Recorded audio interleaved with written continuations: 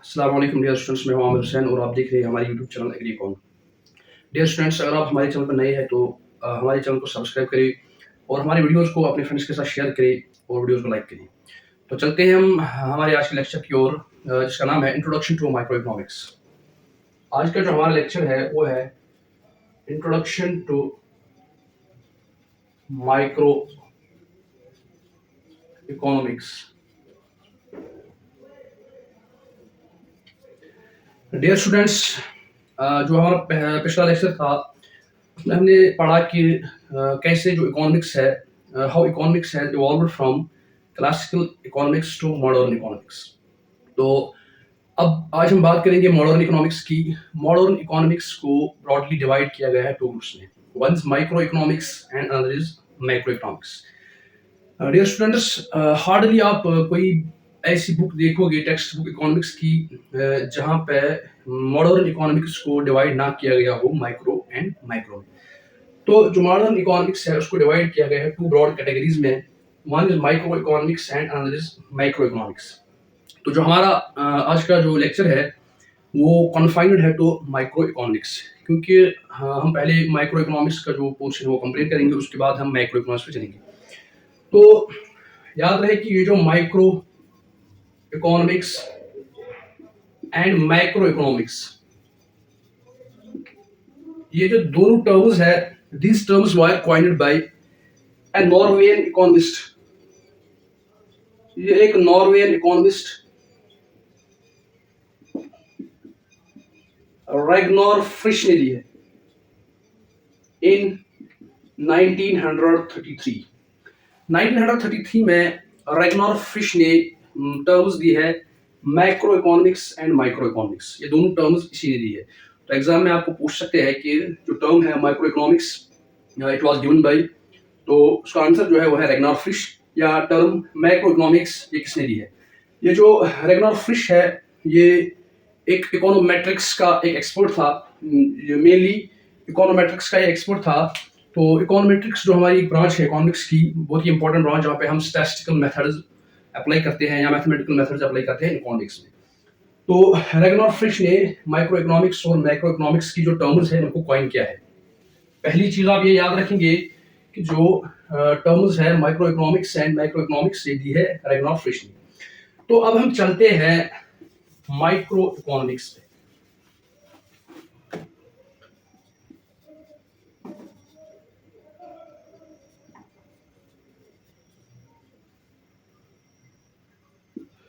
ये जो term micro economics है, टर्म माइक्रो इकोनॉमिक्स जो है ये डिराइव हुई है from Greek word micros which means small. ये जो माइक्रो इकोनॉमिक्स की टर्म है ये डिराइव हुई है from Greek word micros which means small. तो माइक्रो इकोनॉमिक्स क्या है? माइक्रो इकोनॉमिक्स वो ब्रांच है इकोनॉमिक्स की, it is that branch of economics that deals with the economy at small level. ये इकोनॉमिक्स की वो ब्रांच है जो डील करती है इकोनॉमिक्स के साथ एट स्मॉल लेवल। ये जो माइक्रो इकोनॉमिक्स है ये हमें बताता है कि अरे भाई, जो एक इंडिविजुअल है, जो एक कंज्यूमर है, जो एक प्रोड्यूसर है, जो एक इंडिविजुअल यूनिट है इकोनॉमी का, उसको कैसे स्टडी करेंगे ये हमें बताएगी माइक्रो इकोनॉमिक्स। तो माइक्रो इकोनॉमिक्स क्या है? Micro economics is that branch of economics जो डील करती है with the study of economy at individual level. Study of economy at individual level or small level. अब ये स्मॉल लेवल क्या हो सकती है, ये इंडिविजुअल लेवल क्या हो सकती है? ये एक इंडिविजुअल फर्म हो सकती है, ये एक इंडस्ट्री हो सकती है, या मतलब इंडिविजुअल, एक इंडिविजुअल हो सकता है या ग्रुप ऑफ इंडिविजुअल्स हो सकती है, sorry group of individual units. या तो एक इंडिविजुअल यूनिट हो सकता है या ग्रुप ऑफ इंडिविजुअल यूनिट्स हो सकती है। इंडिविजुअल यूनिट्स क्या है? मान लो हम एक फर्म को पढ़ेंगे तो इंडिविजुअल फर्म है, एक ग्रुप ऑफ फर्म्स पढ़ेंगे तो it is a group of individual units, that means industry, industry is the group of firms. तो एक माइक्रो इकोनॉमिक्स जो है वो इकोनॉमिक्स स्टडी करती है इकोनॉमिक्स को at individual level. Small level, individual unit या group of individual units. Dear students, ये जो इकोनॉमिक्स है, माइक्रो इकोनॉमिक्स के बारे में के ई बोल्डिंग एक इंग्लिश इकोनॉमिस्ट है, क्या कहता है? के ई बोल्डिंग जो है, के ई बोल्डिंग क्या कहता है? वो कहता है कि micro economics is the study of particular firms, particular firms,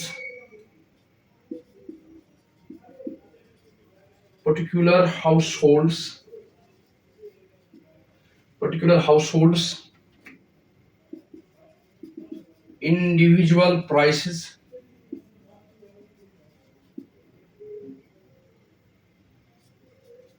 wage,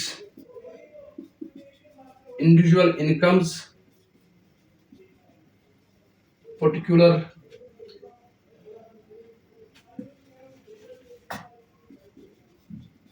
individual industries and particular commodities। ये जो के ई बोल्डिंग है, केनेथ बोल्डिंग जो है, ये एक अमेरिकन इकोनॉमिस्ट है। ये क्या कहता है? ये कहता है कि भाई जो माइक्रो इकोनॉमिक्स है, it's a study of particular firms, particular household, individual prices, wage, incomes, individual industries and particular commodities. तो ये कहता है कि जो इकोनॉमिक्स है, माइक्रो इकोनॉमिक्स स्टडी करेगा एक बिहेवियर, इंडिविजुअल का बिहेवियर स्टडी करेगा। यार कहाँ पे स्टडी करेगा? पर्टिकुलर लेवल पे। ये किसी भी चीज का, ये क्या कहता है? ये कहता है कि माइक्रो इकोनॉमिक्स जो है ये स्टडी करेगी इकोनॉमी को एट पर्टिकुलर लेवल। क्या ये पर्टिकुलर जो लेवल है, ये फर्म भी हो सकती है, एक पर्टिकुलर फर्म, एक इसका मतलब ये नहीं कि स्मॉल फर्म होगी तो स्मॉल को ही करेगी, नहीं, फर्म बड़ी भी हो सकती है, लेकिन एट इंडिविजुअल लेवल। ये as a whole aggregate of the whole country और ए होल नेशन और ए होल एरिया नहीं करेगी स्टडी। तो दैट वो उस टाइम बनता है subject matter of micro economics. तो यहाँ पे क्या करेगी? यहाँ पे क्या करेगी इकोनॉमिक्स? माइक्रो इकोनॉमिक्स क्या करती है? स्टडी करती है पर्टिकुलर फर्म्स को, पर्टिकुलर हाउसहोल्ड्स को या इंडिविजुअल प्राइसेस को, जो चीजों के दाम है इंडिविजुअली उसको स्टडी करता है, या वेजेस, जो लेबर काम करते हैं उनकी पर्टिकुलर लेवल पे, इंडिविजुअल लेवल पे वेजेस को ये स्टडी करती है या इंडिविजुअल इंडस्ट्रीज को स्टडी करती है, इंडिविजुअल इनकम को स्टडी करती है, पर्टिकुलर कमोडिटीज को स्टडी करती है। ये एक डेफिनेशन थी के ई बोल्डिंग की। तो के ई बोल्डिंग जो है उसने ये कहा है,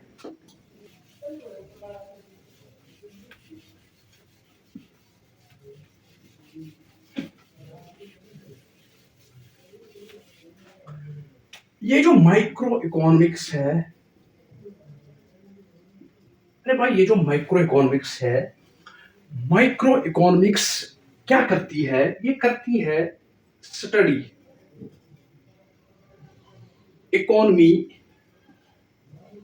एट माइक्रोस्कोपिक लेवल, और we can say that micro economics जो है it sees to the economy through a microscope. एक माइक्रोस्कोप से देखती है इकोनॉमी को।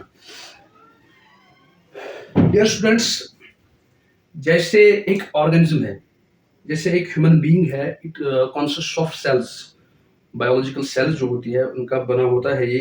इन जो सेल्स है, सेल्स मिलके ऑर्गेनेलीज बनाते हैं, सेल ऑर्गेनेलीज मिलके ऑर्गन्स बनाते हैं, और ऑर्गन्स की कॉम्बिनेशन एक ऑर्गेनिज्म बनता है। वैसे ही इकोनॉमिक्स की जो सेल्स है, जिनको हम इकोनॉमिक सेल्स कहते हैं,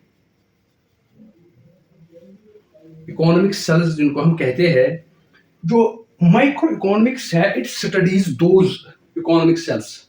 ये उन इकोनॉमिक सेल्स को स्टडी करती है, उन्हीं इकोनॉमिक सेल्स की जो वर्किंग है, उनका जो ऑपरेशन है, उनका क्या रोल है टू द ओवरऑल इकोनॉमी है, उसमें एक जो सेल है उसका क्या रोल है। जैसे हमारी बॉडी की डिफरेंट सेल्स होती है, कुछ सेल्स एसिड प्रोड्यूस करते हैं, कुछ सेल्स एंजाइम्स बनाते हैं, तो वैसे ही, या कुछ सेल्स हार्मोन्स बनाते हैं, वैसे ही इकोनॉमी में जो सेल्स है वो डिफरेंट डिफरेंट फंक्शंस करते हैं। कैसे वो डिफरेंट फंक्शंस करते हैं टू सो दैट कि ओवरऑल इकोनॉमी इससे चल सके। तो जो माइक्रो इकोनॉमिक्स मैंने कहा था कि इंडिविजुअल लेवल पे ये स्टडी करता है इकोनॉमी को। तो एग्जांपल ये है कि फॉर एग्जांपल इंडिविजुअल की जो डिमांड है, इंडिविजुअल्स डिमांड फॉर शुगर। अरे भाई किसी को शुगर की डिमांड है, कोई शुगर की डिमांड कर रहा है एक इंडिविजुअल, तो ये जो इंडिविजुअल की जो डिमांड है फॉर शुगर है, it comes under micro economics, और इसको माइक्रो इकोनॉमिक्स स्टडी करती है। या हम ये कह सकते हैं कि ग्रुप ऑफ इंडिविजुअल्स की जो डिमांड है that is market demand. Market demand हमें स्टडी करके देता है माइक्रो इकोनॉमिक्स।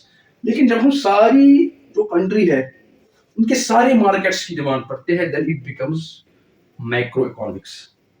जैसे हमने पिछली डेफिनेशन में कहा था बोल्डिंग की कि जो पर्टिकुलर इनकम्स की ये स्टडी करता है, एक इंडिविजुअल कितना कमाता है, मंथली कितना कमाता है, ये वीकली कितना कमाता है, ऑरली कितना कमाता है, उसकी स्टडी। या जो वेजेस लेबर्स के है, या जो प्राइसेस ऑफ गुड्स है, एक चीज तैयार हुआ तो उसकी क्या प्राइस है एट इंडिविजुअल लेवल, तो ये सारी स्टडी करते हैं माइक्रो इकोनॉमिक्स। तो इंडिविजुअल डिमांड फॉर शुगर, या हम पढ़ेंगे ग्रुप ऑफ इंडिविजुअल्स की डिमांड दैट्स मार्केट डिमांड। अब अगर ये सारे मार्केट्स की डिमांड पढ़ेंगे तो that will become subject matter of macro economics. तो मैं क्या कह रहा था, मैं ये कह रहा था कि जो हमारी माइक्रो इकोनॉमिक्स है, माइक्रो इकोनॉमिक्स जो है, माइक्रो इकोनॉमिक्स स्टडी करती है इकोनॉमिक सेल्स। जैसे हमारी जो बॉडी में सेल्स है, वैसे इकोनॉमिक्स की जो सेल्स है उनको इकोनॉमिक सेल्स कहते हैं। इकोनॉमिक सेल्स को स्टडी करती है माइक्रो इकोनॉमिक्स। तो इकोनॉमिक सेल्स कौन कौन सी है? मेन इकोनॉमिक सेल्स जो है वो है प्रोड्यूसर्स या प्रोड्यूसर, कंज्यूमर, रिसोर्स सप्लायर,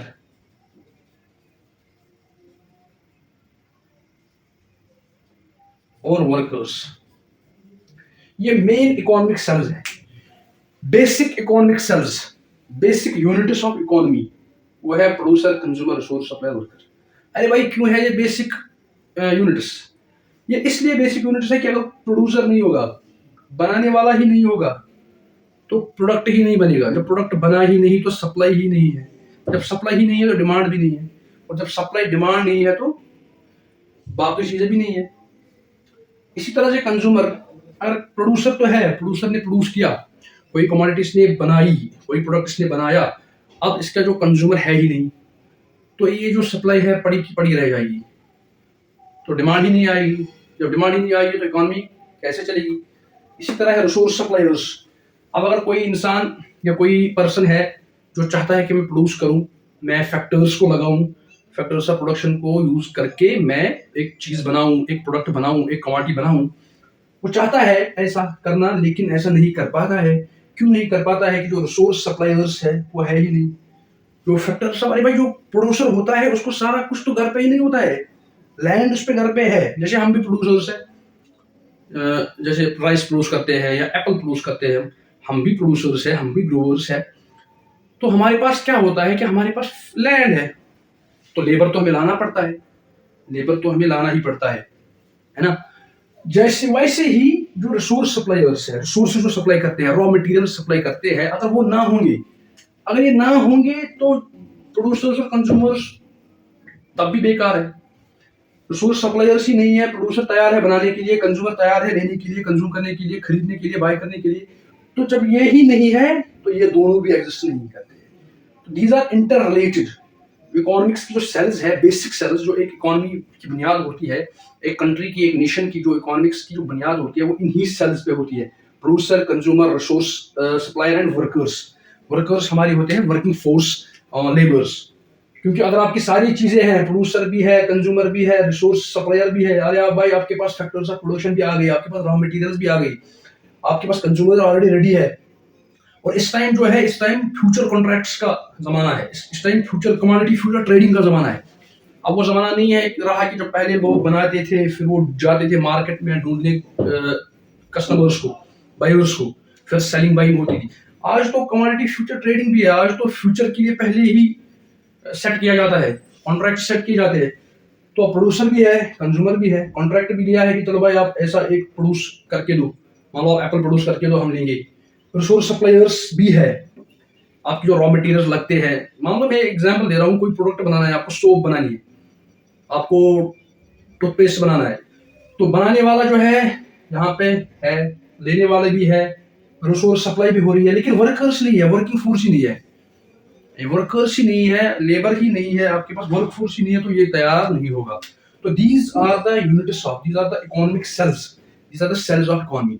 अब जो माइक्रो इकोनॉमिक्स है, माइक्रो इकोनॉमिक्स जो है, ये जो माइक्रो इकोनॉमिक्स है, ये आपको स्टडी करके देगी, ये आपको माइक्रोस्कोपिक स्टडी करके देगी दीज सेल्स की, इन सेल्स की। माइक्रो इकोनॉमिक्स आपको बताएगी हाउ द सेल्स ऑपरेट, ये आपको बताएगी कि सेल्स कैसे ऑपरेट करती है, सेल्स कैसे वर्क करती है होल इकोनॉमी में। क्योंकि जब यही बेसिक यूनिट मतलब मिल जाएंगे तो बनती है सारी इकोनॉमी।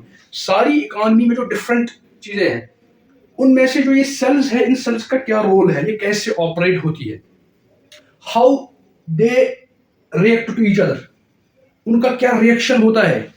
जैसे मान लो एक प्रोड्यूसर है, एक प्रोड्यूसर जो है ये तैयार है बनाने के लिए, इसने फैक्टर्स ऑफ जो प्रोडक्शन है वो लगा लिए, अब ये सप्लाई कर रहा है तैयार किसी चीज की, यहाँ पे एक कंज्यूमर है, ये भी रेडी है लेने के लिए।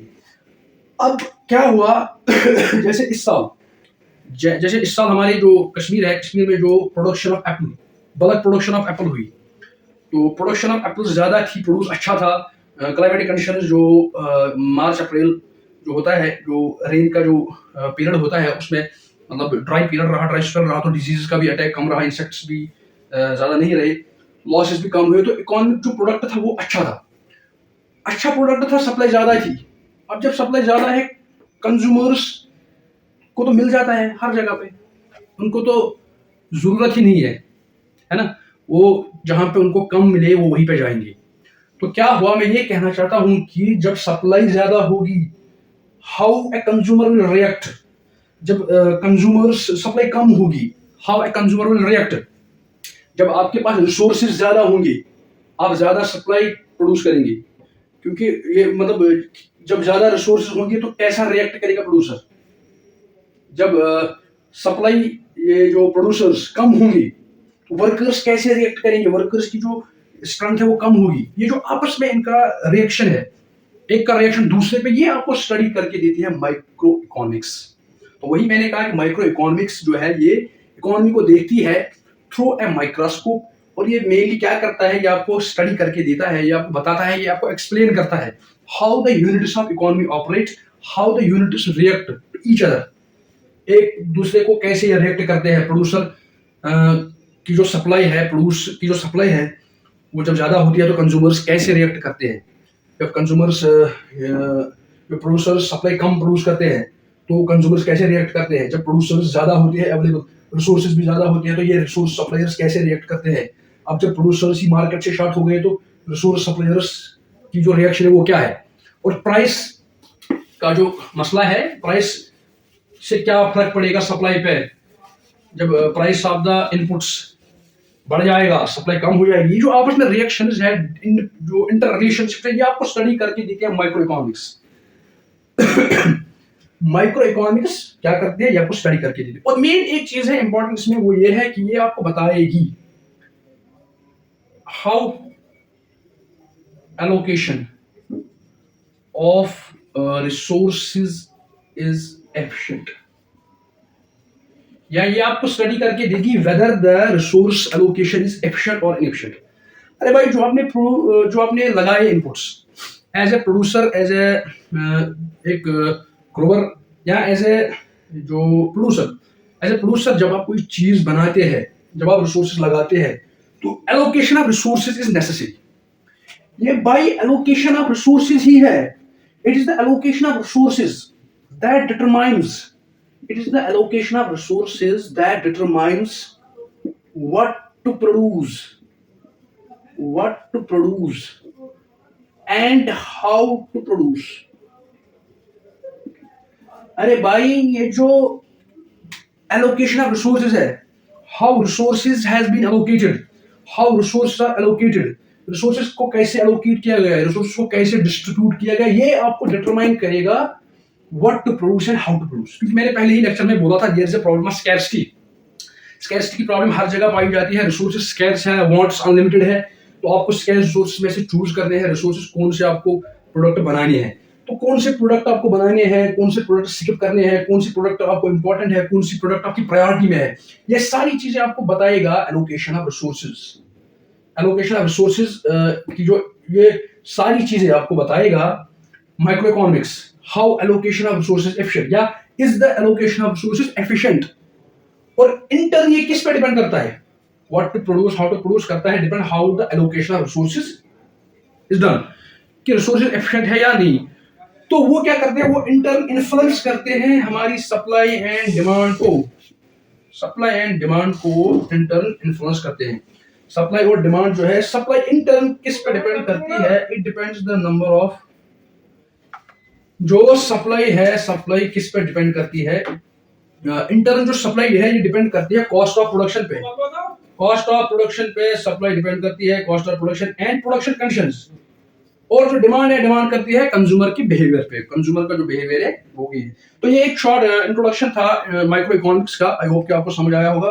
तो ब्रीफली मैंने आपको बताया कि जो माइक्रो इकोनॉमिक्स है, माइक्रो इकोनॉमिक्स क्या करती है, इंडिविजुअल जो इकोनॉमी है इसको इंडिविजुअल लेवल पे स्टडी करती है, उसकी माइक्रोस्कोपिक स्टडी करती है, और हमें जो बताती है कि एलोकेशन ऑफ रिसोर्सेज कैसे एफिशिएंट है, कैसे हम रिसोर्स को एलोकेट करें, सो दैट कि हम क्या प्रोड्यूस करेंगे, क्या डिमांड डिपेंड करती है किस पे, ये डिपेंड करती है कॉस्ट ऑफ प्रोडक्शन।